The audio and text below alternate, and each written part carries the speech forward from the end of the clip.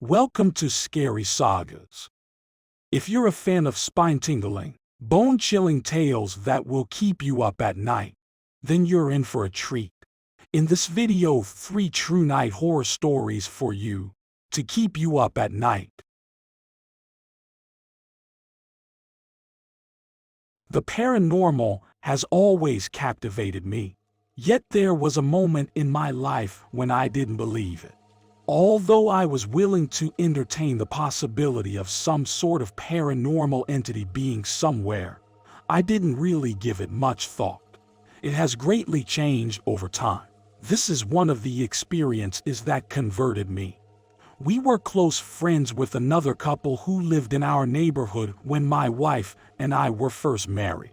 They were our closest friends, and we traveled and went on double dates with them. They requested us to watch their animals for them when they were out of town one day. They kept a cat, a red iguana, a bearded dragon, and 2 rats. They left after we pledged to keep an eye on them. I would visit their house once in the morning, once in the afternoon during my lunch break, and once more in the evening because I worked close to where they lived. Due to the proximity of my workplace to their home, I would typically visit them alone in the morning and afternoon before my wife joined me in the evening. I once visited them in the afternoon and purposefully turned out all the lights. I wanted to save them money on their electricity bill while they were away because they were getting enough natural light through the home to see reasonably well that day without the lights on. Again, leaving their lights off was a deliberate decision. I was consciously thinking about this. I kept my hands off of their lights. I went back to work after checking on the animals and again left every light switch and turned. That evening, when my wife and I returned, I froze in the driveway.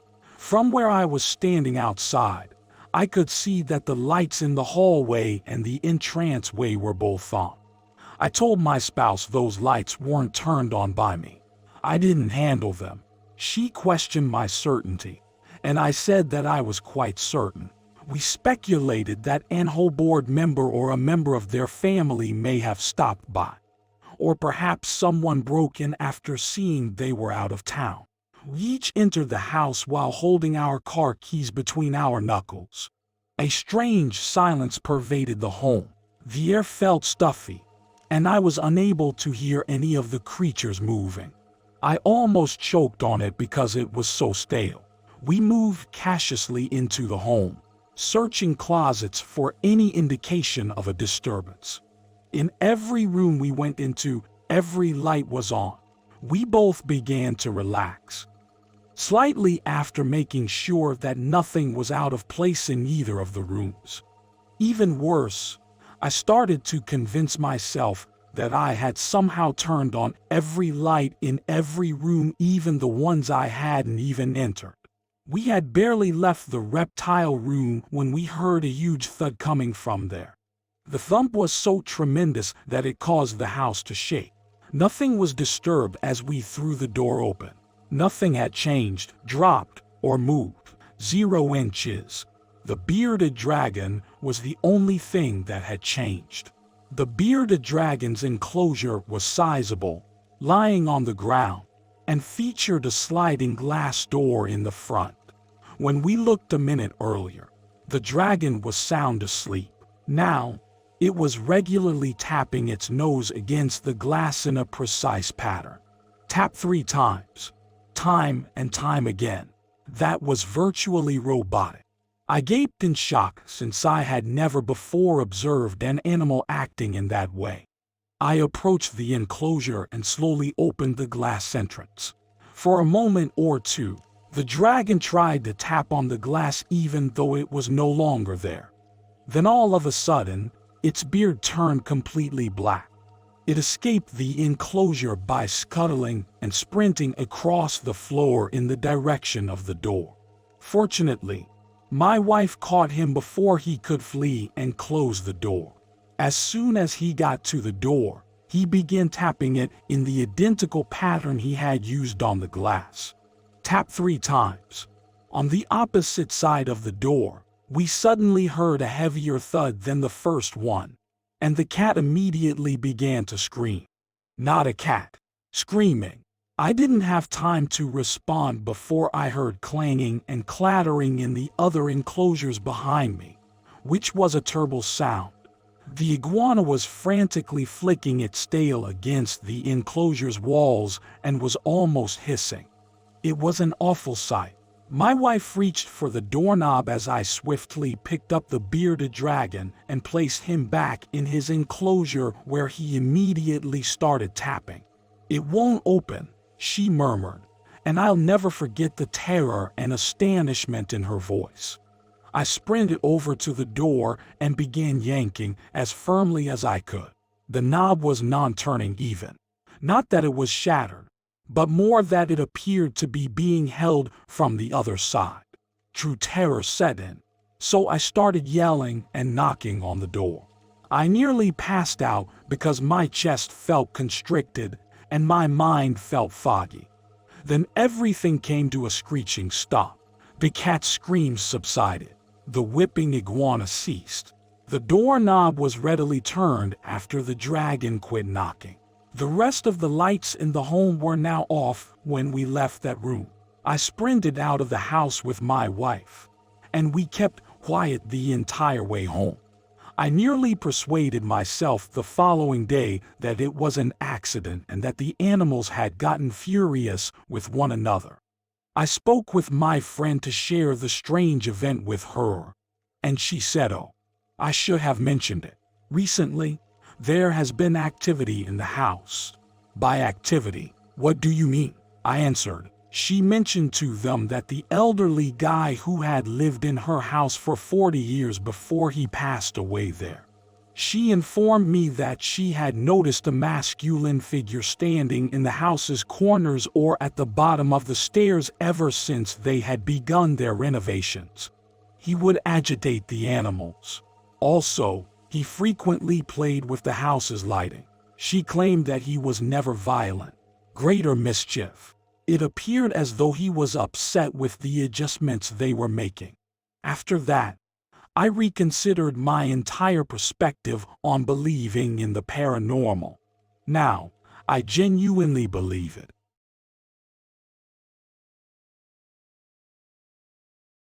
Hello. So this story takes place in or around 2008, during the height of the housing crisis, while I was a high school student. In order to conduct some urban exploration, a friend of mine named Eric and I would break into vacant, abandoned, and foreclosed residences. Naturally, we would conduct these investigations at night to avoid attracting the attention of the authorities. The location is a secret because there are currently residents there, and while I lack a scientifically sound explanation for what occurred, I would like to share what I did see and hear with you all. So, just like any other night, we went off at 12 o'clock in the morning. After about an hour, we discovered a house that I frequently passed on my way to school.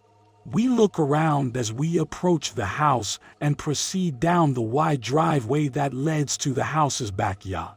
The tall grass, which appeared to have gone uncut for several months, was the first thing I noticed. Suddenly I catch sight of a smaller home further back on the land. Entering the larger home, we promised ourselves we would investigate the smaller one. We enter the larger house by the garage entrance, and, believe it or not, when we stepped into the kitchen from the garage, the doors were unlocked. Due to the street lights, we can only see a few feet in front of us when we approach the kitchen, so I turn on my only light source at the time, a cheap flip phone with the screen brightness set to maximum. We begin our investigation by walking down the hallway, looking into each room, 5 in total counting the 2 living rooms. As we move through each room and eventually return to the kitchen, Eric is following closely behind me. We talk about how wonderful the house is and how huge it is compared to other houses in the region once we are in the kitchen. While we are conversing, I notice a metal ornament hanging above the kitchen doorway. It resembled a decorative shield in appearance. I remove it from its location and carefully examine it. When I'm finished, I can't figure out how to put it back. So I set it on the tile floor between my feet. We both hear what sounds like something sliding on the floor as I turn to look at my friend and move into the kitchen. Then, at the end of the hallway, there is a loud bang. In the street light that is shining through the kitchen window, Eric and I both pause and lock eyes. "Is there someone here with us?" Eric murmurs to me. "Has anyone followed us in?" I was genuinely unsure. But after a few seconds, we decided to investigate the sounds by moving down the corridor. We can see the shield I just pulled down as my phone's light makes its way to the end of the wall. We both felt relieved, and I reasoned, maybe I kicked it when I walked and didn't realize. This time, when I took it up, I understood how it needed to be fastened to its original location. I turned to face Eric and move closer to him when I hear a couple of clangs on the floor slipping under my feet, and a smack on the wall. We have been paralyzed by fear for what feels like an eternity. We both startle and look down the dim hallway as we hear an even louder bang at the opposite end of the home. 3 quick bangs follow a second bang, followed by silence. We had no idea what to do when someone started thrashing around in the last room of the house. We rush into the final room to face this guy, determined not to let them scare us. Nothing or no one is present when we arrive. How was the room empty, though? We were certain that it was coming from this room because we had no chance of missing whoever it was. The sliding glass door in the room that opened onto the backyard was locked from the inside. Before we could gather our thoughts and ask one another what was going on, there was another boom, this time coming from the kitchen. We both decide that it is time to leave since I am really terrified. After exiting the room through the rear door, we proceed to the street while periodically looking back to make sure nobody was following us out of the house. The neighborhood was peaceful and no one came. When Eric realizes his pocket knife is missing as Eric and I begin our walk home, we start discussing about the house. Eric then turns his pockets inside out to prove to me that he isn't joking. We come to a halt, and he keeps insisting that we go back for it since it's his favorite. I became impatient and questioned him. "How did you lose it if that's your favorite knife?" He claims he never took the knife out of his pocket and has no idea how it could have been done. We get halfway up the street when Eric says his back feels like it's on fire, and I agree to go with him to find it. Because of the expression of pain on his face, I can tell that it is really upsetting him. He wants me to lift his shirt so I may check what might be the source of the burning feeling. When I lift his shirt, I immediately see 3 very noticeable scratches that run from his right shoulder blade to his left hip, then across to his right hip. He immediately responds that the house is haunted when I tell him this, but he still wants to acquire the knife. Despite my fear, I won't let him leave on his own. We enter the house again and hear banging noises right away. But we made a deal with each other that we wouldn't leave no matter what. We start checking everywhere for the knife as we hear banging, and now objects are being tossed across the room. Of course, I'm so terrified that I want to run away. But the knife hasn't been located yet. We do a single round of the entire house before arriving in the kitchen. The second living room has an entrance in the kitchen that is visible from the backyard. There is only one item of furniture in that room, a hutch. Because of its proximity to our port of entry, we had already searched this room but had found nothing. So we concluded it wouldn't harm to go back through space once more. I enter the dim space and follow my light to the hutch, where I find it. We discovered the knife on the hutch, but just to be absolutely certain, we also searched this room. He took the knife without pausing for even a second, and we fled quickly through the garage and back onto the street. We travel home, but the entire week we talked about the house and what was happening within. We dismissed it and didn't think it was true. Therefore, we went back. Yet, because Eric and I wouldn't stop talking about this haunted mansion, we bring along 3 pals. I don't know why, but while I was strolling across the backyard, I felt compelled to approach the back house to take a closer look. I start making my approach towards the home, but I start to feel terrified. A sensation of dread came out of nowhere. I turn away from the house and begin to walk back toward the group when I catch a glimpse of something leaping out of the bushes out of the corner of my eye. A dark figure jumped out of the bushes and into the tall grass, but when I focused entirely on it, it vanished. I briefly looked at the bushes, a little perplexed, but I ignored it. When I finally caught up with the group, I did bring it up, but it was quickly dismissed. This time, as we opened the garage door to enter, we saw a white bookcase filled with light bulbs. The bookcase was entirely stacked with packaged light bulbs and was about 5 feet high and 3 feet wide. After carefully examining it, Eric leads the way into the kitchen as I follow. I enter last and close the garage kitchen door after me. We hear what sounds like someone smashing every single bulb on the bookshelf in the garage as soon as I let go of the doorknob. As I waited for whatever the heck it was to try to fight its way into the kitchen, I recall being stunned and feeling like my heart was thumping a mile a minute. But nothing happened, and Eric eventually yelled, "Damn, we're not going back, I suppose." We proceed to the last room in the house, the one that Eric and I used to leave the previous time we were there. Whatever it was, it did not disappoint. We watched as haphazard objects were pushed against the wall in front of us and heard tremendous pounding throughout the pitch-black home as if there were fights taking place there. 4 of us start moving through the backyard after one of the pals decides he's had enough and opens the glass door to the backyard. In order to catch Eric, I turn around. He was standing in front of an unsecured door that was leaning against the wall for support, motionless and in a fog. Eric was waiting for anything as he scanned the hallway. Prior to him realizing we were going, I had to shout his name 3 times.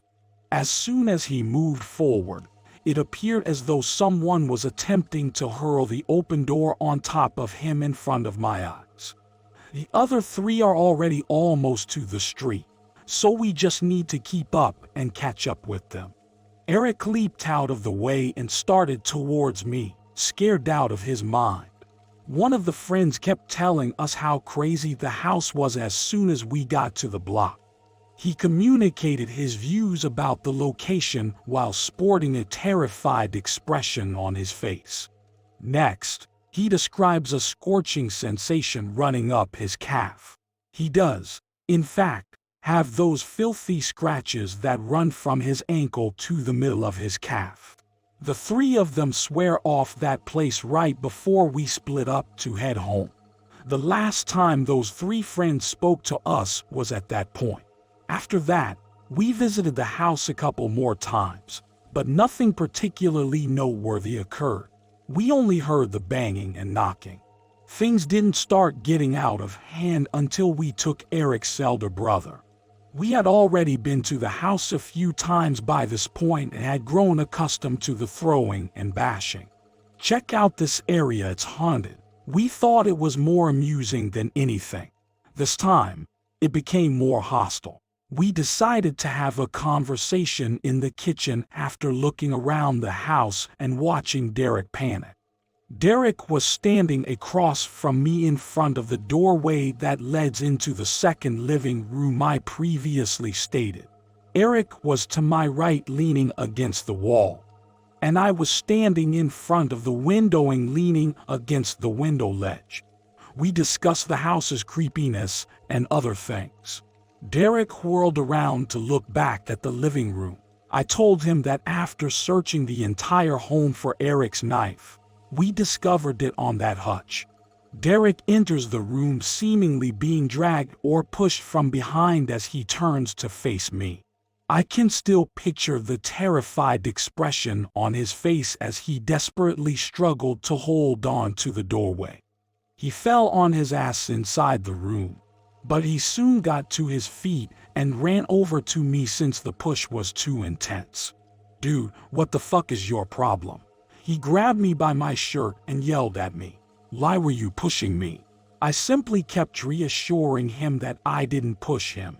And Eric, who had moved in between us, corroborated my claims. "You fell in. He didn't push you. According to Derek, he was shoved in by someone or something." He then made it clear that he wanted to leave, so we all decided to do so. However, before we depart, Derek was instructed by Eric and I to check his pockets to see if anything was missing. Naturally, his pocket knife is gone. But it's all right. We discovered the last one, so we'll definitely find this one.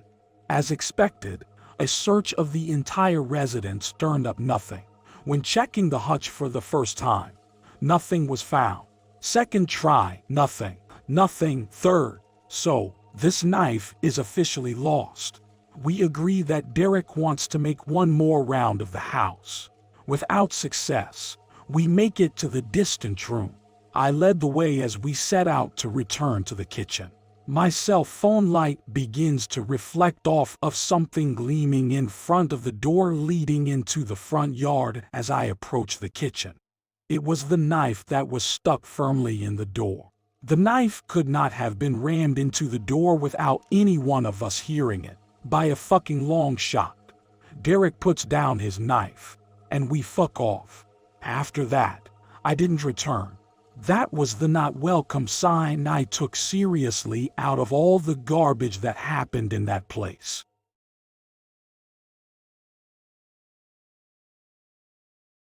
I don't know a whole lot about my childhood home's past, but I do know that it was extremely old and one of the spookiest places I've ever lived.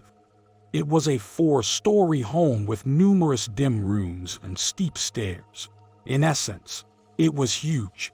There was never a time when I felt utterly alone or abandoned in that house. And the same goes for the hallways. When I first began to experience extreme anxiety, I had just begun to transition out of toddlerhood. I was terrified to do anything by myself. I was constantly listening and looking behind me. I also occasionally slept with my head beneath the blankets. I'm almost certain that there was something supernatural causing those feelings in me. Yet I wasn't the only one who heard and saw things. My older brother always slept on the top bunk in our shared room. The attic was directly above us, and his bed was only about a foot from the ceiling. He admitted to me that on some evenings, he could hear adults walking about the attic directly above his head. But things only grow stranger. He has admitted to me that he once woke up in bed next to a mysterious stranger. He asserts that the apparition had 2 white specks for eyes and was simply lying there motionless. Although it could have been a sleep paralysis hallucination. Given the circumstances, I wouldn't be surprised if it was a spirit. The worst one is next, the kids' room. I get shivers simply thinking about that room since it was the creepiest thing in the entire house. It was located on the top floor, right below the attic, at the end of a long hallway. It was across the hall from my room, and it was always completely dark. I can still picture sitting up late to watch it in case anything moved. I frequently found myself unable to look aside for fear of something appearing. Every time I turned to gaze at that doorway, the door was always wide open. Also, the door wasn't flimsy. It operated flawlessly and required fine-tuning to open. Before I went to bed, I'd ask my father to close it, and it would remain closed for a while before sliding open once more. I'm not an expert on doors, but that was definitely creepy. Yet, there's still more. I and my brother learned that we had a horrific event together now that we are older and no longer living in that place. We both noticed the same horrifying event in the same area. I dimly recall it. In the playroom, there was a small, unassuming face with a white radiance. In my recall, it had a childlike appearance. It was completely dark, with only a pure white face. Its eyes were kind of just, and it was around my height, not present. I don't recall much, but I do recall that it was the most horrific experience I had ever had. It felt really genuine at the time, but I'm not sure if I was hallucinating or not. All I can recall is seeing that nasty face, becoming terrified, and scurrying back to my bed. So perhaps it was all a dream or something. I don't believe I screamed, but I honestly can't recall. Thinking about that makes my hair stand on end, which I kind of love-hate. I've been diagnosed with anxiety now as a result of that property. Although I'm fine and taking medication for it, I thought it was important to note. They seem to like that these stories will leave you with more questions than answers. They are a reminder that sometimes the truth is much darker and more mysterious than we ever imagined. Join us next time on Scary Sagas for other spine-chilling true stories.